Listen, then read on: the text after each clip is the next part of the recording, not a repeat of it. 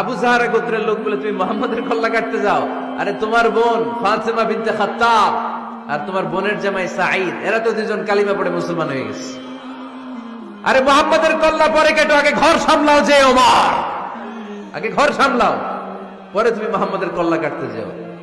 ওমরে ফারুক রেগে গেলেন, রাস্তা ঘুরিয়ে বাড়ির দিকে চলতে আরম্ভ করলেন। রাগে তিনি গড়গড় করছেন। ওমরে ফারুকের বোন ফাতেমা বিনতে খাত্তাব, বোনের জামাই সাঈদ, তাদের দুইজনকে খাব্বাব রাদিয়াল্লাহু তাআলা আনহু সূরা তাহা ঘরের ভিতরে তেলাওয়াত করে শোনাচ্ছিল। পড়েন সুবহানাল্লাহ। সূরা তাহা দিয়ে আল্লাহ একটু পরে ধাক্কা মারবে আরেকটা। ওমরে ফারুক যখন আসলেন, ওমরে ফারুকের আওয়াজ শুনে খাব্বাব রাদিয়াল্লাহু তাআলা আনহু লুকিয়ে গেলেন। ওমরে ফারুক দরজার মধ্যে কড়া নাড়লেন। বোন বলে, কে তুমি? সাইয়েদনা ওমর বললেন, আমি ওমর। খুলে দেওয়া হলো। ঘরের ভেতরে ঢুকেই কথা নাই বার্তা নাই, নিজের আপন বোনকে মারতে শুরু করলো ওমর। বোন জামাইকে আঘাত করতে শুরু করলো। মারতে মারতে নিজের কলিজার টুকরা বোনকে, বোনের জামাইকে সাইয়েদনা ওমরে ফারুক পিটাতে পিটাতে রক্তাক্ত করে ফেললেন। গা দিয়ে ফিনকি বের হয়ে যখন রক্ত বের হয়, সাইয়েদনা ওমরে ফারুকের দিলের মধ্যে মায়া তৈরি হয়ে যায়। সাইয়েদনা ওমরে ফারুক বললেন, আমার কলিজার টুকরা বোন আর বোন জামাই, তোরা কেন মুহাম্মাদের কথায় পাগল হলি?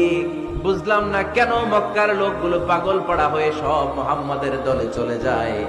কি এমন কথা মুহাম্মদ তোদের শোনায়, কি এমন বাণী তোদের শোনায় যে বাণী শুনে সব তোরা মুহাম্মাদের দলে চলে গেলি? কি আছে মুহাম্মাদের কাছে? কি কি জাদুটা? কি কি জাদু পেলি সেখানে? আমার একটু দেখা। বোন ফাতেমা বলে, না ভাই, ইন্নাকা রিজিস, তুমি নাপাক। লা ইয়ামাসসুহু ইল্লাল মুতাহহারুন, পাক পবিত্র না হয়ে আল্লাহর এই কালামে স্পর্শ করা যায় নাকি? আওয়াজ করে বলেন, স্পর্শ করা যায়? ভাই তুমি গোসল করে আসো, তাহলে তোমার হাতে তুলে দিব, তুমি পড়লেই বুঝতে পারবা কি আছে আল্লাহর এই কোরআনে। সুবহানাল্লাহ পড়েন। সাইয়েদনা ওমর ফারুক গোসল করে আসলেন। বোন এবার সূরা তাহা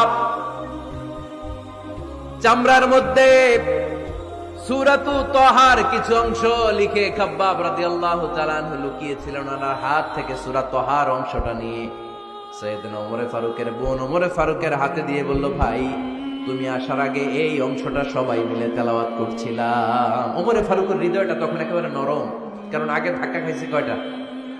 জোরে বলতে হবে। প্রথম ধাক্কাটা কিসের? হ্যাঁ, দোয়া। দ্বিতীয়টা হাক্কা, সূরার নাম হাক্কা দিয়ে দিছেন আল্লাহ ধাক্কা। এবার দিল সূরা তাহার ধাক্কা। ওমর ফারুক হাতে নিলেন, খুব ভালো আরবি জানতেন, চমৎকার